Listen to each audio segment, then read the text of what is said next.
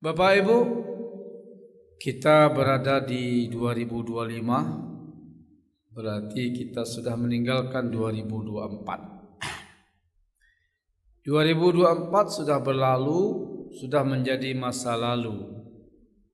Tak mungkin bisa kita kejar lagi, tidak mungkin bisa kita kembali. Ada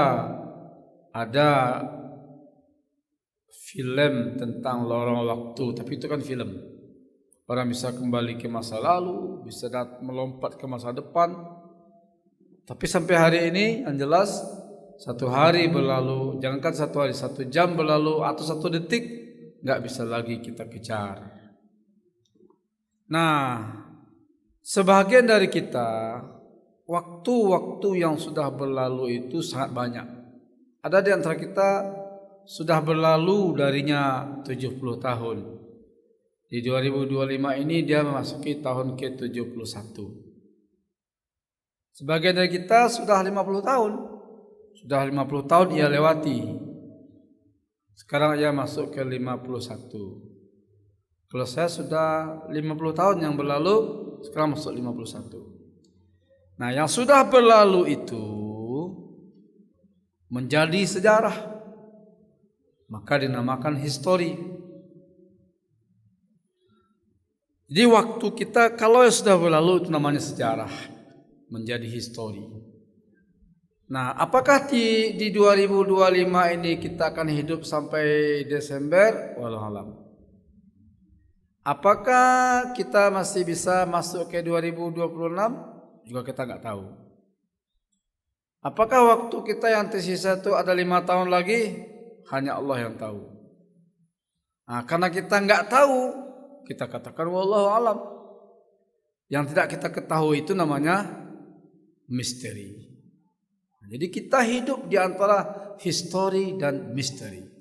Histori masa lalu, misteri yang kita nggak tahu masa depan. Kita hidup berapa lama lagi, lalu kapan kita akan wafat, di mana kita akan wafat, bagaimana cara kita mati, di mana kita berkubur, apa yang akan kita makan, apa yang kita kerjakan, kita nggak tahu. Itu namanya misteri. Jemaah yang Allah muliakan. Nah, dugaan kita kemungkinan besar waktu yang sudah berlalu jauh lebih banyak ketimbang waktu yang tersisa. Ya kalau kita usia kita sekarang sudah 60 tahun, besar kemungkinan yang tersisa nggak sampai 60 tahun. Apalagi kalau rata-rata umat Nabi Muhammad SAW itu kata Rasulullah, "A'maru ummati ma baina as-sittin wa as-sab'in." Umatku umurnya rata-rata 60 sampai 70. Ya kalau kita sekarang sudah 60, rata-rata kita tinggal 10 tahun lagi. Tapi tidak sedikit juga yang nggak sampai 70. 60 adalah batas akhirnya karena dia akan meninggal di tahun ini. Nah, terus masalahnya di mana? Masalahnya adalah berarti waktu yang sudah berlalu dan kita lewatkan tak mungkin lagi dikejar, tak mungkin lagi diganti. Satu-satunya harapan kita hanya ada pada waktu yang tersisa. Harapan untuk apa itu? Harapan untuk beramal. Kenapa? Karena memang sejatinya kita hidup, Allah hidupkan itu untuk beramal. Allazi khalaqal mauta wal hayata liyabluwakum ayyukum ahsanu amala. Kenapa kita hidup? Lalu kemudian nanti Allah matikan. Allah ngelihat siapa yang amalnya baik. Bukan siapa yang paling kaya, bukan siapa yang paling tinggi jabatan, tidak, siapa yang paling bagus amalnya. Al-Mulku ayat 2. Jadi kita kenapa Allah ciptakan? Untuk beribadah dan beramal. Wa ma khalaqtul jinna wal insa illa liya'budun. Az-Zariyat ayat 56. Nah, jadi kita hidup ini untuk beramal, untuk beribadah. Nah, pertanyaan kritisnya adalah sebagian besar waktu yang sudah berlalu, benarkah kita gunakan untuk beramal dan beribadah? Maka dalam surat Al-Hasyr ayat 18 dikatakan A'udzubillahi minasyaitonirrajim. Bismillahirrahmanirrahim. Ya ayyuhalladzina amanu taqullaha, wahai orang beriman, bertakwalah kamu pada Allah, hiduplah lurus sesuai tuntunan agama, dan perhatikan dengan cermat, wal tanzur. Apa yang kita perhatikan? Ma qaddamat, yang sudah berlalu. Lihat amanah yang untuk besok. 60 tahun sudah berlalu. Berapa banyak yang memang kita gunakan untuk mencari akhirat? Perhatikan dengan cermat, hitung dengan teliti. Apa yang sudah kita peroleh? Oh, harta kita banyak.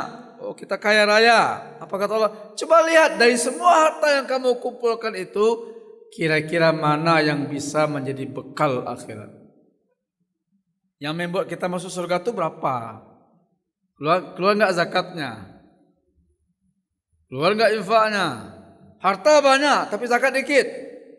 Berarti harta yang banyak itu tidak banyak yang menjadi bekal. Jadi tidak sedikit akhirnya menjadi penyesalan. Oh, ilmu kita luas. Ya oke, ilmu kita luas, pemahaman kita yang luar biasa itu, kira-kira mana yang bermanfaat untuk akhirat?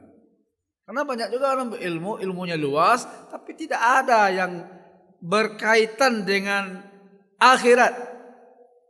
Sekedar tahu, sekedar bisa, sekedar ini, tapi tidak ada yang terkait dengan kebaikan. Ini dikatakan perhatikan. Oke, kita jujur menjawab, termasuk saya sendiri. Waktu-waktu yang kita lewati barangkali tidak kita gunakan secara maksimal, efektif dan efisien untuk beramal. Dan dia sudah berlalu, gak mungkin lagi dikejar. Terus kesempatan kita hanya ada pada waktu yang tersisa. Masalahnya yang tersisa sangat sedikit. Bisa jadi di antara kita 2025 adalah tahun terakhirnya. Bisa jadi. Atau jangan-jangan bulan Januari adalah bulan terakhirnya. Atau jangan-jangan ini minggu terakhirnya. Atau jangan-jangan malam ini adalah malam terakhir.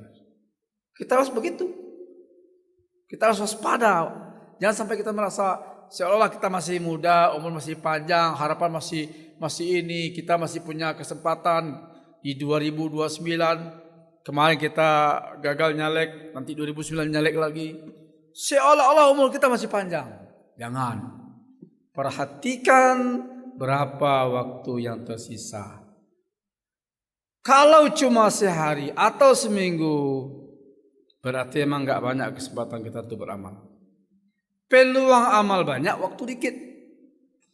Kesempatan untuk berbuat baik bertebaran di mana-mana. Masalahnya umur kita tidak seberapa lagi.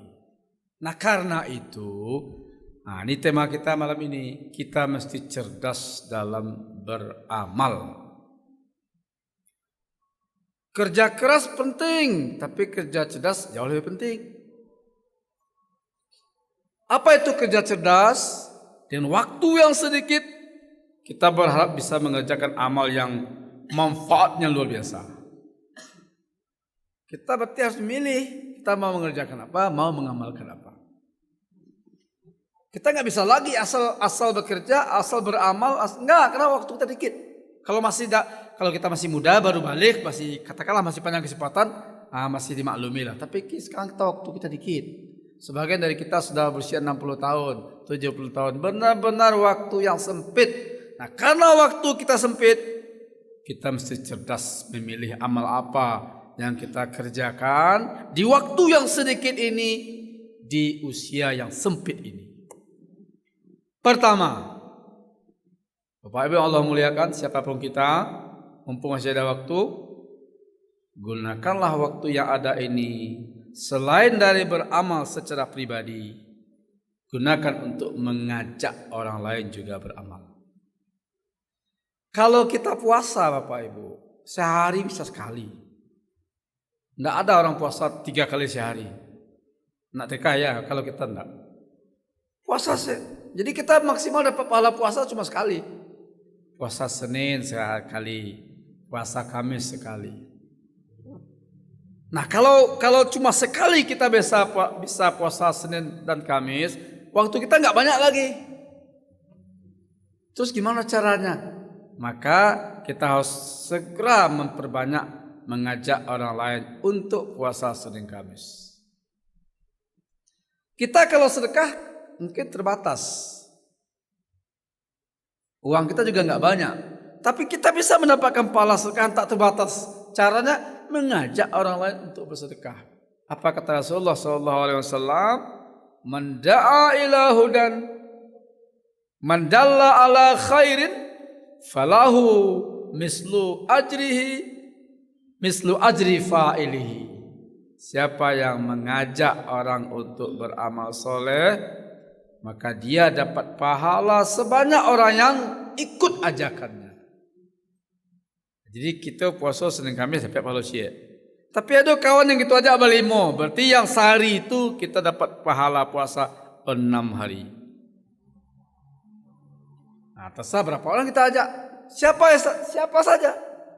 Hatta yang kita ajak itu anak, itu kan tanggung jawab kita. Iya, tapi ada pahalanya. Setiap kita beramal, kita ajak anak kita untuk melakukan, dia dapat pahala, kita dapat pahala sebanyak dia, dan bukan pahala dia yang kita bagi dua, pahala tersendiri. Man da'a ila hudan kana lahu minal ajri mislu ujuri man tabi'ahu la yanqusu zalika min ujurihim syai'a. Siapa yang mengajak orang untuk melakukan kebaikan, dia dapat pahala sebanyak pahala-pahala orang yang mengikuti ajakannya, tidak mengurangi pahala mereka sedikit pun. Jadi kita enggak boleh egois dalam beribadah. Kita ke masjid, ajak juga orang lain. Kalau kita ke masjid dapat pahala 1. Kalau kita ajak orang lain berdua dapat pahala 3. Kita 1, teman 2. Itu yang pertama. Karena waktu kita sedikit, jangan kerjakan amal individu, ajak juga orang lain untuk melakukan kebaikan. Bahkan yang luar biasa Bapak Ibu, orang yang kita ajak masih hidup sepeninggal kita, tapi ajakan kita masih diamalkannya, tetap mengalir pahalanya. Tak pernah ke masjid, dengan ceramah lalu kita ajak, ada rasanya, rutinnya ke masjid, kitalah meninggal, dia tetap rutin ke masjid. Siapa yang mengajaknya dulu? Kita. Maka kita dapat pahala setiap dia ke masjid, walaupun kita sudah lama meninggal dunia. Itulah dahsyatnya dakwah. Maka dalam surat Fussilat ayat 33 dikatakan, wa man ahsanu qaulan mimman da'a ilallah. Tidak ada orang perkataannya sebaik orang mengajak orang untuk berbuat baik, berdakwah di jalan Allah. Itu yang pertama. Kita sedekah 1, cuma segitu kemampuan kita. Ya udah, ajak orang lain. Ajak orang lain. Semakin banyak orang kita ajak, mereka mengikuti ajakan kita, maka setiap mereka beramal kita juga dapat. Itu caranya. Karena waktu kita sedikit, maka di waktu yang sedikit itu amal mesti banyak kita dapatkan. Pertama dengan berdakwah, mengajak orang untuk melakukan kebaikan yang juga kita lakukan. Yang kedua, berwakaf. Dalam sebuah hadis sahih riwayat Imam Muslim dari Abu Hurairah, Rasulullah pernah bersabda, "Iza mata ibnu Adam inqata'a anhu amalu illa min salas." Jika seorang manusia, karena Adam meninggal dunia, tidak bisa lagi dia beramal, itu malah putus tuh. Dia karena sudah meninggal dunia tidak bisa lagi beramal karena dia sudah meninggal. Karena dikubur enggak ada lagi amal. Di padang mahsyar enggak ada lagi amal. Tetapi walaupun dia tidak bisa beramal, tetap dia dapat pahala amal dari 3 jalan. Pertama, sedekahun jariyah. Sedekahun jariyah itu sedekah yang mengalir terus. Nah, ini nanti ditafsirkan wakaf. Terdengar oleh kita ada pondok Quran lagi bangun, ikut kita agak 1 karung semen. Meninggal kita, pondok itu masih beraktivitas, masih ngaji, ngalir pahalanya. Ke siapa dulu yang membangun? Termasuk kita. Kita dengar ada masjid, ada pesantren, ada panti asuhan, apapun, ikut. walau hanya sebatang besi, satu karung semen, satu truk pasir, ikut. Dan selama tempat-tempat itu beraktivitas, maka mengalir pahala kepada siapa yang dulu ikut berwakaf. Dan jangan lupa Bapak Ibu Allah muliakan, karena pahala wakaf ini luar biasa, jangan lupa berwakaf untuk orang yang kita cintai. Sa'ad bin Ubadah pernah datang kepada Rasulullah, "Inna ummi matat." Ibuku sudah meninggal dunia. Apakah aku bisa bersedekah untuknya? Kalau iya, apa sedekah yang harus aku lakukan? Apa kata Rasulullah? Al-ma. Ini dalam hadis riwayat Imam Muslim, hadis sahih dari Sa'ad bin Ubadah. Kenapa air? Nah, kalau di padang pasir waktu itu air memang termasuk barang yang sangat dibutuhkan. Sehingga kalau ada orang gali sumur, lalu sumur yang mengeluarkan air, itu dijual mahal. Di bisnis yang menggiurkan di padang pasir waktu itu adalah menjual air. Nah, jadi saat ini gali sumur, ketemu airnya, lalu apa kata Sa'ad? Ini sumur aku wakafkan untuk almarhumah ibu. Berdasarkan arahan dari Nabi. Diwakaf boleh untuk orang meninggal dunia. Apalagi orang tua kita sudah meninggal dua-duanya. Dulu waktu mereka hidup kita juga susah. Sekarang alhamdulillah hidup kita sudah lumayan. Penghasilan kita sudah mencukupi, sudah ada gaji. Orang tua kita sudah meninggal, mereka tak sempat mencicipi jerih payah kita, tidak sempat menikmati gaji dan penghasilan kita. Bapak Ibu Allah muliakan, jika kita gagal berbakti pada orang tua kita ketika mereka masih hidup, jangan sampai lalai berbakti setelah mereka tiada. Dulu lai nak membantu orang tua kita pun susah. Kini ialah kayo nyolah meninggal. Maka caranya adalah berwakaf atas nama mereka. Kalau menerima gaji kita tiap bulan sisihkanlah 10.000 wakaf untuk ayah, 100.000 wakaf untuk orang tua. Terus selipkan sedekah dan wakaf-wakaf untuk orang tua kita. Dan Dr. Firanda Adrijal mengatakan bukan cuma untuk orang tua, bisa untuk saudara, bisa untuk suami, bahkan bisa untuk kawan. Kadang dulu kita kaya, ketika orang tua kita hidup, sebenarnya hidup kita juga sudah lumayan, tapi kita nggak ngerti agama, sehingga apa? Kita kaya kalau seorang kekayaan kita hanya dinikmati untuk kita anak dan bini, lupa orang tua.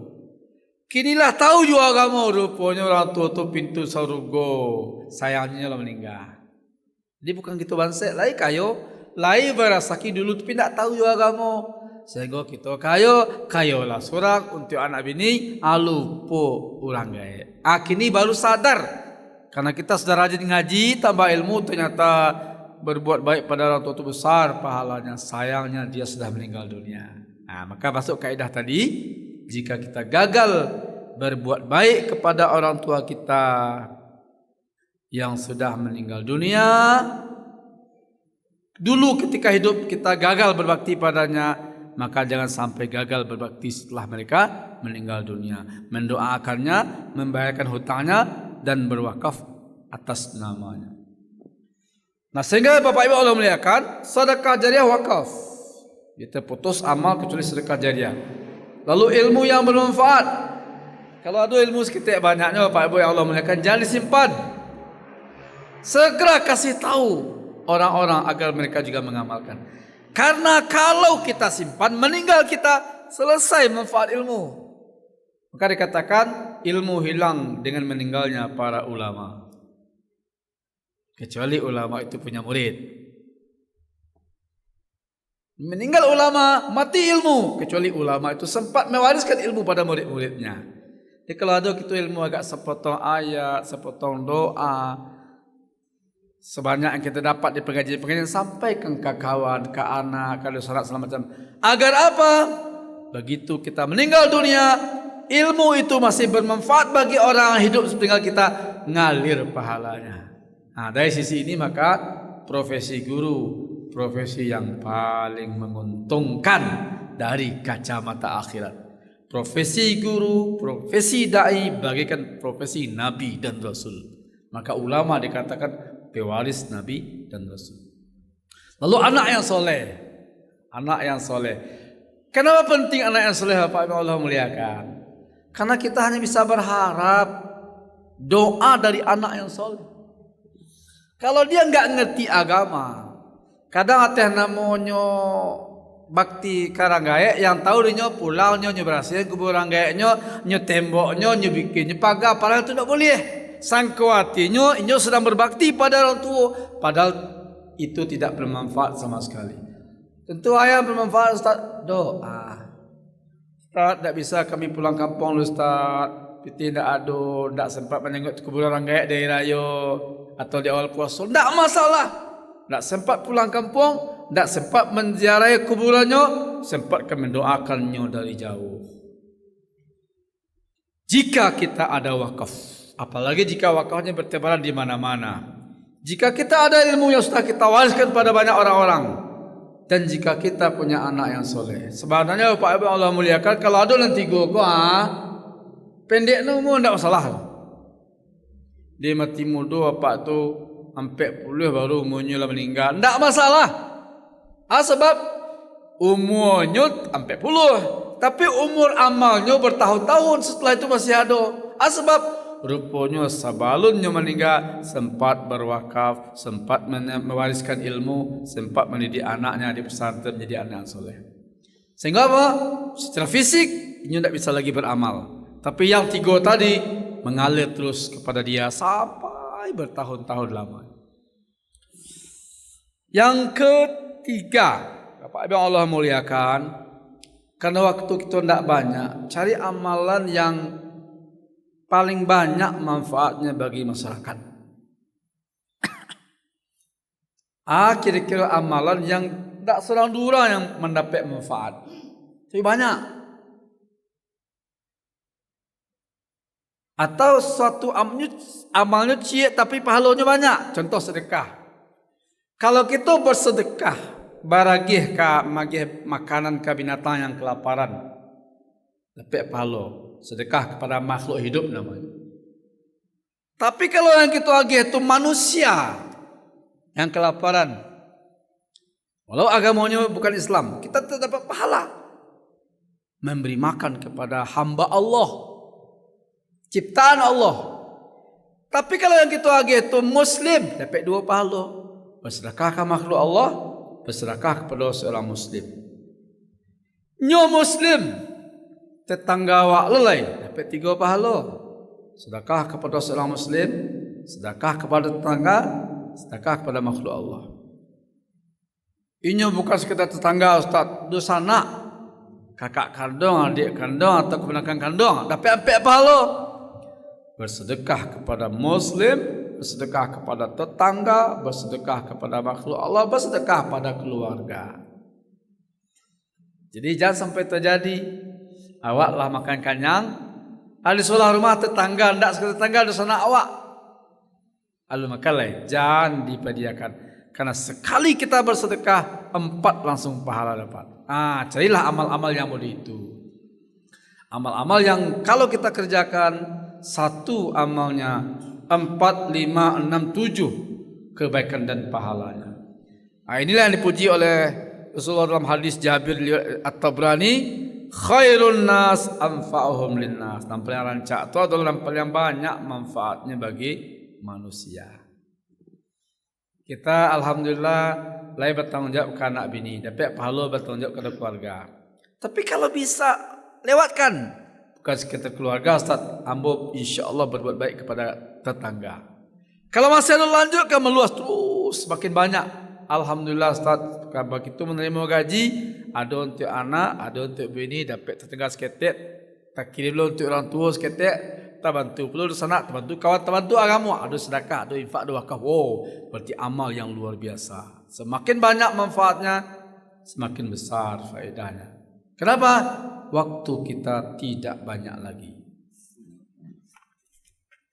Yang keenam, membangun masjid. Ini ada memang keistimewaan khusus untuk masjid. Kenapa? Pertama, masjid itu rumah Allah. Tentu saja amal yang mulia ketika kita ikut membantu membangun rumah Allah. Idealnya kalau kita kaya, kita bangun masjid seorang. Kalau di Arab itu biasanya satu orang bangun satu masjid. Kalau kaya. Tapi kalau tidak, ada hadis sahih dari Jabir bin Abdullah dari Abu Daud.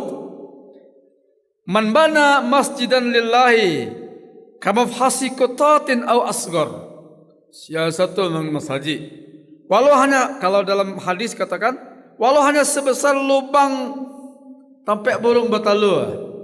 Ada menerjemahkan walau hanya sebuah batu bata. Banallahu lahu baitan fil jannah. Hadis sahih riwayat Abu Daud. Allah bangunkan untuknya sebuah rumah di surga. Berarti bara kalau gadang kayu gadang bahannya ketek kayu ketek bahannya. Ndak talok model 1.100.000. Ndak talok 100.000, 10.000. Yang penting jika kita tahu ada masjid dimanapun sedang membangun, butuh bantuan, satu agak sekaki. Tapi kami tidak sembahyang di situ, Ustaz. Awak tidak sembahyang di situ. Ulah situ kebanyakan sembahyang. Berarti kita dapat pahala setiap orang itu salat karena kita ikut membantu. Apalagi ini adalah rumah Allah. Yang ketujuh, Bapak Ibu Allah muliakan, dari semua amal-amal istimewa ini, dari semua amal soleh ini, memang ada kekhususan tersendiri untuk sedekah. Sehingga dalam surat Al-Munafiqun, surat ke-63 ayat 10, Allah menceritakan penyesalan orang-orang yang sakaratul maut. Wa anfiqu mimma razaqnakum min qabli ayyatiya ahadakumul maut.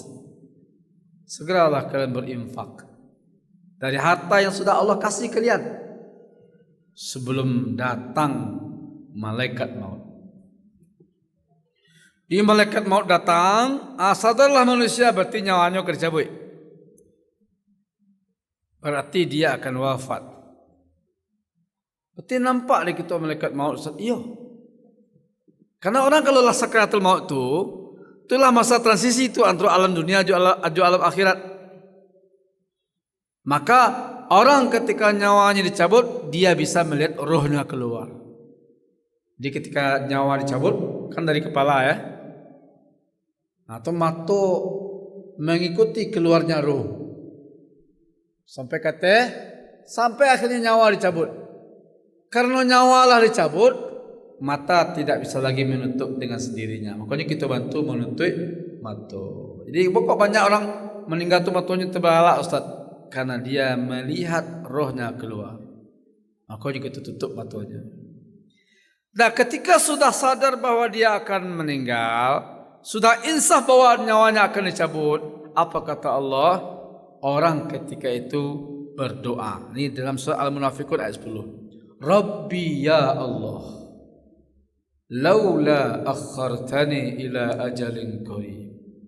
Seandainya bisa usiaku, kematianku ditunda walau sebentar. Tambah umur walau sejam, 2 jam atau sehari. Kenapa orang yang sudah sakaratul maut itu berharap, berdoa, minta agar ditunda kematiannya? Oh, takkan aja anak? Tidak. Ya Allah, anakmu masih ketek-ketek, izinkan aku menggadangkan mereka. Tidak. Takkan adanya sawah, ya Allah ya Rahman. Durian lampi masak, tinggal seminggu lagi bisa panen. Izinkan aku panen. Tidak. Atau rumah sedang terbengkalai, tukang sedang berkerajo, tidak. Atau anak sebelah lah kabaralek lahnya lama diulang, tidak.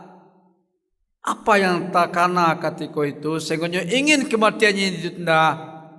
Fa as-saddaqa, Saya ingin bersedekah. Wa akum minas solihin. Saya ingin beramal soleh. Sedekah itu kan termasuk amal soleh, iya. Apa kok dibaca 2 kali? Kan cukup karena saya ingin beramal soleh. Nah, di situ ada salat, ada puasa, ada ngaji, ada sedekah. Tapi kenapa setelah menyebutkan amal soleh juga disebutkan sedekah? Karena memang banyak orang bisa melakukan aneka amal soleh, tapi kalau untuk sedekah masih berfikir-fikir panjang. Oh, duha jadi, mengaji jadi, iktikaf oke. Puasa Senin Kamis tidak masalah. Goro. Tapi kalau bersedekah masih banyak yang pikir-pikir balik. Padahal sedekah itu besar nilainya. Nah, itulah yang tak kena pitih banyak sedekah seketik awak kayo zakat lu sempat. Maka ketika nyawa akan dicabut, dia minta pada Allah, Rabbi laula akhartani ila ajalin qarib. Ya Allah, tunda kematianku agak sejenak, aku akan bersedekah, aku akan berinfak, aku akan berwakaf, bantu anak yatim, bantu orang miskin. Banyak rencananya. Bisa? Allah langsung jawab pada ayat 11. Wala yu'akhirullahu nafsan iza jaa ajaluha. Tidak akan Allah undur kematian kalau masanya sudah datang. Jadi Bapak Ibu Allah muliakan, kalau kita sudah melakukan banyak amal soleh, uji. Kalau untuk sedekah ba'ah, untuk zakat ba'ah, untuk wakaf ba'ah. Kalau masih pikir-pikir, hati-hati. Waktu kita sedikit. Untuk apa kita lata-lataan? Talatak berarti bukan peti kita. Jadi kalau kita meninggal dunia, semua harta yang tinggal itu bukan lagi milik kita, itu milik ahli waris. Itu mana punya awak Ustaz? Sebanyak yang kita sedekahkan petang. Terus anak tu kalau bersedekah dapat dia pahalanya Ustaz. Dapat dengan 2 cara. Pertama, kita berwasiat sebelum meninggal. Besok kalau mak meninggal, harta mak tinggal tu jangan lupa bersedekah tak, jangan lupa mengeluarkan zakat tak, jangan lupa berwakaf tak. Kalau lah itu pasal kita ke anak, nyolakukan dia anak, dapat kita pahala. 1. Atau yang kedua, kita tak sempat berwasiat, tak sempat berpasan, tapi yang anak dek nyolai tahu juga agama, berinisiatif. Ambo menerima orang tua-tua dulu dan menaruko. Maka setiapnya menerima, setiapnya mendapatkan hasil di tanah yang kelola, hanya sisipkan sedekah untuk yang menaruko. Iko wakaf untuk nanggai ambo, wakaf untuk nenek ambo. Kalau letakkan nama itu, sampai itu. Tapi kok indah. Awak bawa siap indah pula, nan anak indah, terkenal dia. Habisnya pakai di dunianya makan. Tak ada untuk kita. Malanglah orang semua hidup mencari pitih dapat enyo meninggal. Tak ada yang semalang itu. Nampak yang beruntung sia, enyo tak satu mencari, begitu meninggal, enyo menerima warisan. Warisan enyo terima, enyo gunakan untuk berwakaf, bersedekah, berinfak. Enyo tak pandai mencari, tapi dia dapat pahala yang banyak karena bisa menggunakannya. Terakhir, Bapak Ibu Allah muliakan, karena waktu kita enggak banyak, umur kita mungkin singkat, sisa umur kita mungkin tidak lagi panjang, maka carilah, beramallah di waktu-waktu istimewa, di tempat-tempat istimewa, dan amal-amal istimewa. Contohnya waktu-waktu istimewa. Waktu-waktu istimewa itu seperti beramal di bulan Ramadan, beramal di malam qadar. Karena beramal di malam qadar lebih baik daripada beramal 1000 bulan, 84 tahun. Atau solat di Masjidil Haram. Solat di Masjidil Haram lebih baik, lebih gadang pahalanya daripada solat di masjid lain 100.000 kali. 100.000 itu berapa tahun tuh? Kalau ada rezeki Salat di Masjidil Haram 1.000 kali, salat di Masjid Nabawi 1.000 kali. Ustaz, tapi kami tidak bisa, tidak ada kesempatan. Lah ada keinginan tapi kemampuan tidak ada. Lakukan salat sunat 2 rakaat syuruk. Apa itu? Kita salat subuh, lalu selesai sembahyang kita duduk. Kalau ada pengajian, alhamdulillah. Kalau ada subuh mubarakah rancak mana? Sampai syuruk. Syuruk tu jam 6:15. Lewatkan agak 1/4 jam atau 10 minit. 6:30. Sebelum pulang kita salat 2 rakaat. Apa kata Nabi? Dia dapat pahala haji dan umrah sempurna. Atau bacaan nyuringan tapi gadang pahalanya. Termasuk apa yang Allah muliakan, kalau bisa kita rutinkan membaca doa Sayyidul Istighfar. Dalam hadis saya dikatakan Sayyidul Istighfar ayyakul al-abdu. Sayyidul Istighfar adalah ketika seseorang membaca Allahumma anta rabbi la ilaha illa anta khalaqtani wa ana abduka wa ana ala ahdika wa wa'dika mastata'tu a'udzubika min syarri ma sana'tu abu'u laka bi ni'matika alayya wa abu'u bi dzambi faghfirli fa innahu la yaghfiru dzunuba illa anta. Mudah-mudahan pertemuan akan datang kita bahas. Apa kata Rasulullah? Siapa yang membaca Sayyidul Istighfar di malam hari lalunya meninggal malam itu, dakhalal jannah, dia pasti masuk surga. Dan siapa yang membacanya di siang hari dan hari itu ternyata ia meninggal, dia pasti masuk surga. Berarti sekali minimal sore, sekali minimal pagi kita baca Sayyidul Istighfar. Nah, Bapak Ibu Allah muliakan, maka di sisa usia yang enggak banyak ini kita benar-benar hemat, efisien, efektif dalam mencari amal-amal apa yang kita kerjakan. Waktunya dikit, enggak banyak, tapi amalnya melimpah. Kita bisa meninggal dunia sesuai dengan takdir Allah, tapi amal kita jangan sampai ikut mati. Secara biologis kita sudah mati, tapi amal kita masih hidup. Karena banyak kebaikan yang kita tebarkan, wakaf yang kita berikan, lalu ilmu yang kita sebarkan. Ada orang-orang soleh yang kita ikut bantu, ada masjid-masjid yang kita bangun. Intinya kita mungkin tidak bisa menambah umur kita, tapi upayakan sebelum kita wafat ada amal-amal yang lebih panjang umurnya dari umur kita. Itulah yang kita maksud dengan beramal secara cerdas. Tidak asal beramal, tidak hanya semangat, tidak hanya beramal dengan keras, tapi beramal dengan cerdas yang manfaatnya, pahalanya, keistimewaannya melimpah ruah bahkan setelah kita meninggal dunia.